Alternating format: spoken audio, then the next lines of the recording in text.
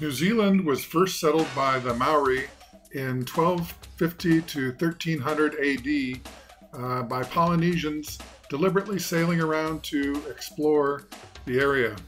They did not have a written language at the time, so not a lot is known about that time frame. In 1769 through 1770, Captain James Cook sailed around both islands of New Zealand. Touching noses and foreheads is still a form of greeting among the Maori. Hello and welcome to the Sailing My Magic channel.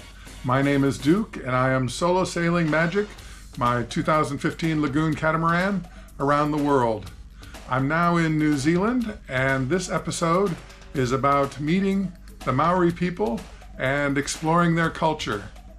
Now, one of the interesting things is at first the Europeans were accepted here in New Zealand by the Maori, partly because they were bringing muskets, Western agriculture methods, and a written form of language through the missionaries. But at the same time, they brought diseases and unfortunately started the disintegration of some of the Maori culture. The Maori are known to be a warrior tribe.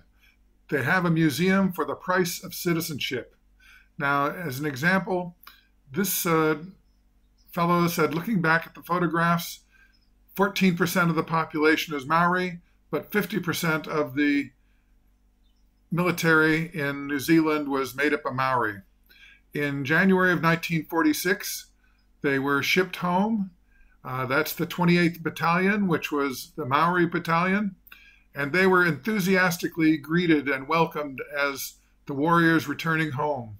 Now, notice that building on the right, because I'm going to talk about that a little bit later, but they marched in, they were accepted, and the healing process began. But they were fully equipped and became modern warriors during World War II. And they still celebrate the survivors that are still alive. And I wish I had gotten better photos of this, but it was the best I could do. The villages had suffered great loss from all the people that were killed, the Maori warriors.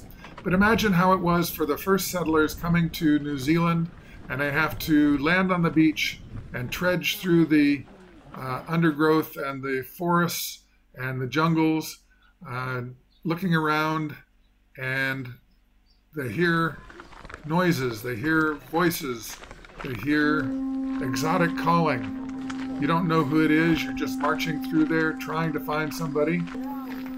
And the hoots and hollers, you don't know what it means.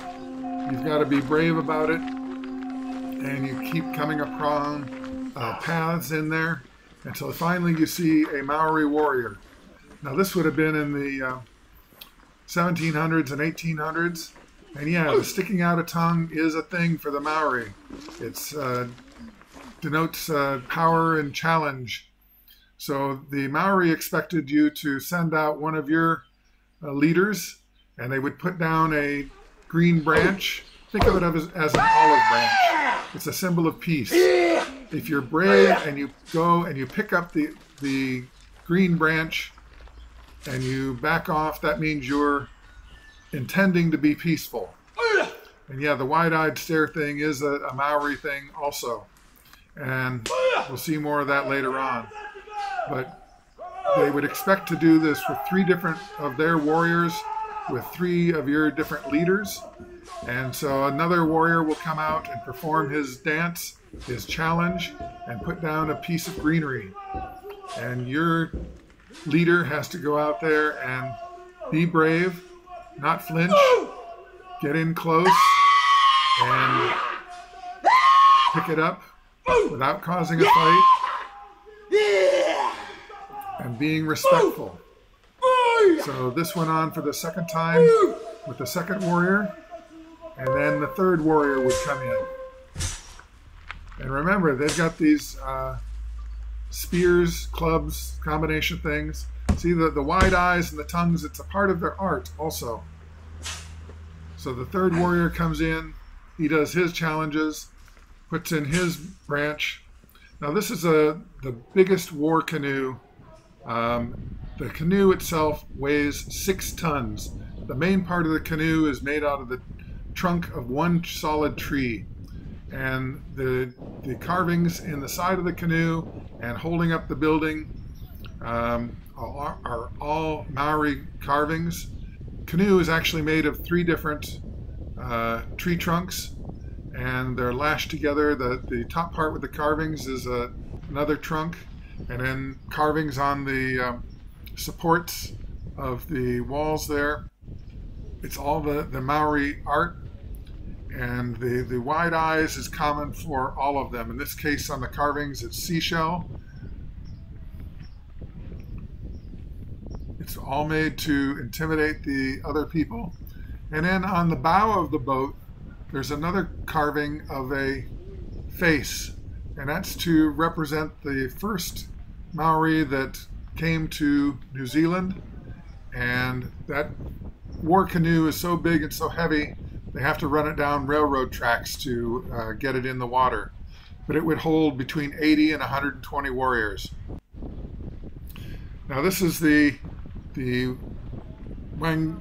Waitangi treaty grounds. The New Zealanders, the Europeans, built a house up there for the resident to help work on the treaty and to keep things smoothed out between the parties. This was accepted by the Maori because their tribes had always used that as a treaty ground also. So that wasn't unusual for them to have the Europeans come there to help work on the treaty.